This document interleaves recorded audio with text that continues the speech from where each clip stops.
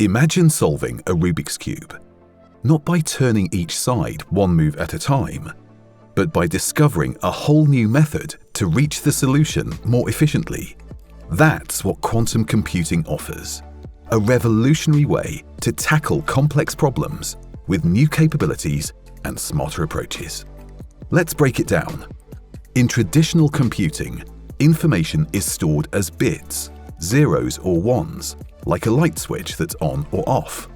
But in quantum computing, we use qubits. These can be 0, 1, or even both at the same time, a property called superposition. Think of it like a magic switch that can explore all possibilities simultaneously. Now imagine two qubits are like twin dice. If you roll one, the outcome of the other is instantly linked, no matter how far apart they are. This is called entanglement, and it allows quantum computers to process information in entirely new ways. But qubits are delicate. They're prone to errors from noise. That's where quantum error correction, or QEC, comes in, protecting calculations from errors.